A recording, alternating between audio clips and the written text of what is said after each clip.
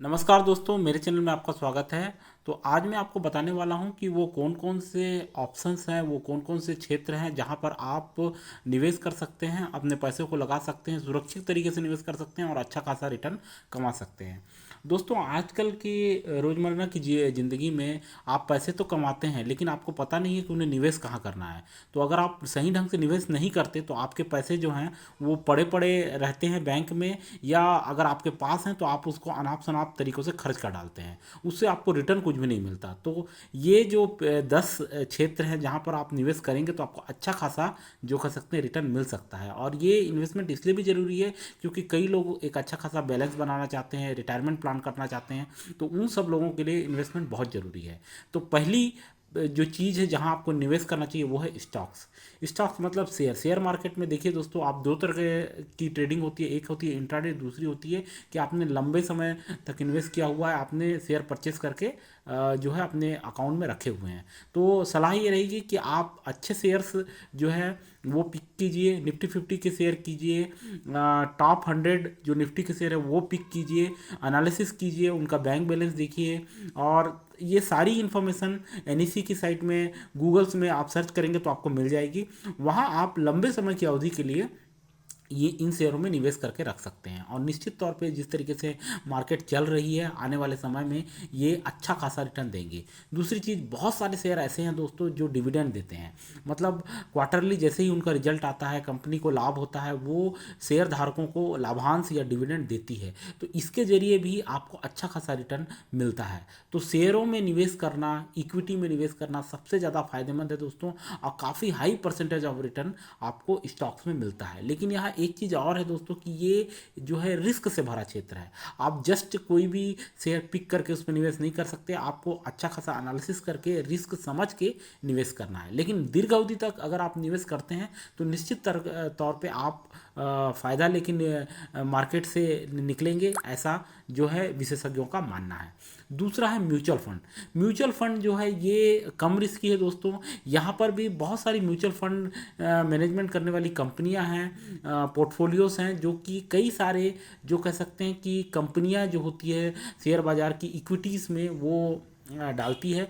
और ये भी शेयर मार्केट में ही पैसा डालती है दोस्तों। लेकिन ये कम रिस्की है, यहाँ पर रिस्क कम होता है। आप जो है म्यूचुअल फंड में एक मुश्त निवेश कर सकते हैं और उसके बाद जैसे आप निवेश करते जाएंगे आप देखेंगे कि मार्केट बढ़ रहा है तो आपको जो है अच्छा खासा रिटर्न मिलता हुआ दिखाई देगा। म्यूचुअल फंड भी देखिए कई प्रकार के होते हैं। हाई रिस्की वाले म्यूचुअल फंड होंगे, डेप्ट रिस्क फंड होंगे, सॉल्यूशन बेस्ड रिस्क फंड होंगे, कई तरह के रिस्क फंड होते हैं। तो ये जो म्यूचुअल फंड होते हैं, जिस तरीके का रिस्क रहेगा वैसा ही आपको रिटर्न भी अपेक्षित रहेगा। तो उन चीज़ों को देखकर आपको म्यूचुअल फंड में जो है निवेश करना है। कई कंपनियां जो है, कई सेक्टर्स हैं जो म्यूचुअल फंड में अपना पैसा डाले हुए हैं, जानी मानी कंपनियां हैं। आपको देख के, उनकी वैल्यू देख के, उनका रिव्यू पढ़ के, पुराना रिकॉर्ड देखकर ऐसे म्यूचुअल फंड को पिक करना है और उसमें आपको पैसे लगाने हैं। अगर आप कम रिस्क लेना चाहते हैं तो वैसे वाले म्यूचुअल फंड भी अवेलेबल हैं। अगर आप हाई रिस्क लेना चाहते हैं तो इस तरह के म्यूचुअल फंड भी अवेलेबल हैं। सॉल्यूशन बेस्ड म्यूचुअल फंड जैसे रिटायरमेंट प्लान, चिल्ड्रन के लिए प्लान है, ये सारी चीज़ें अवेलेबल है। तो म्यूचुअल फंड में आप सेकंड नंबर पे आप निवेश कर सकते हैं।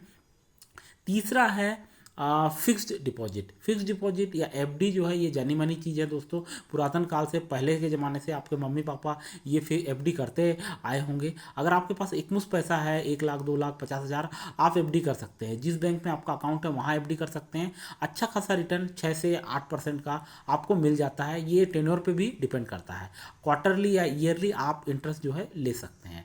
तो फिक्स डिपॉजिट या एफडी जो है वो इन्वेस्टमेंट का एक अच्छा माध्यम है। इसके बाद चौथा आता है गोल्ड। गोल्ड में देखिए 3-4 प्रकार की चीज़ें होती है। गोल्ड एक तो ऑर्नामेंट लेना। लोग गोल्ड की कीमत लगातार बढ़ती जा रही है दोस्तों। एक ज़माने में सन 2000-2002 के समय में 4,000 रुपये जो है वो चल रहा था रेट, और अभी देखिए ये 58,000, 60,000 चल रहा है। तो गोल्ड ने ज़बरदस्त जंप ली है। तो गोल्ड आप जो है ऑर्नामेंट ले सकते हैं। उसको सिक्के जो कॉइन है वो ले सकते हैं, क्योंकि गहनों में क्या होता है कि स्त्री धन माना जाता है, कोई उसको आपको बेचने नहीं देगा, बुरे समय में आप उसको जो कह सकते हैं कि सेल करके पैसा नहीं ले सकते। लेकिन अगर गोल्ड कॉइन में अगर आप निवेश करते हैं तो उसको आप भुना कर पैसा ले सकते हैं। दूसरा, गोल्ड ETF में पैसा लगा सकते हैं। ये भी एक प्रकार से देखिए एक डिजिटल जो है म्यूचुअल फंड की तरह की जो पोर्टफोलियो वाली चीज़ें होती है, तो उसमें आप पैसा लगा सकते हैं और सिप भी कर सकते हैं इसमें। इसके अलावा डिजिटल गोल्ड भी आप बाय करके रख सकते हैं, गोल्ड के बॉन्ड खरीद सकते हैं। इन सब में आपको अच्छा खासा जो है रिटर्न अपेक्षित है, मिल सकता है। पांचवा है रियल इस्टेट। रियल इस्टेट मतलब प्लॉट्स, ज़मीन खरीदना या घर जो है आप वो ले लीजिए, फ्लैट ले लीजिए। तो इसमें भी रियल इस्टेट के क्षेत्र में अच्छी खासी बूम देखी गई है, क्योंकि बड़े शहरों में क्या होता है, ज़मीन कम होती है तो लोग जो है ज़्यादातर झुकाव उनका फ्लैट्स की ओर रहता है। तो फ्लैट्स जो है काफ़ी अच्छे माने जाते हैं, सुविधाजनक हैं। आप जब तक रहना चाहते हैं रहिए, उसके बाद रेंट पे दे दीजिए या सेल करके निकल जाइए।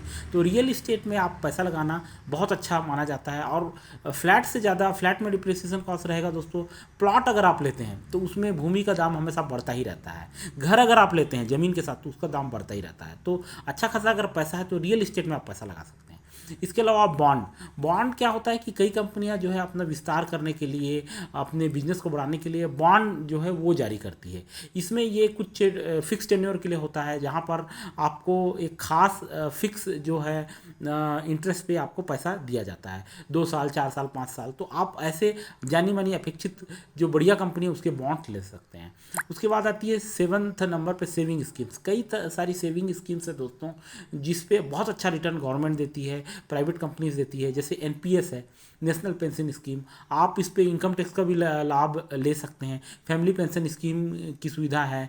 इसके अलावा PF है, एम्प्लॉई पेंशन जो है वो है, प्रोविडेंट फंड है, EPF है, PPF है। इसमें आप पैसा लगा सकते हैं। जो सीनियर सिटीजन सेविंग स्कीम्स है उस पे जो सीनियर सिटीजन्स है वो लगा सकते हैं, उनको काफ़ी अच्छा इस पे इंटरेस्ट मिलता है।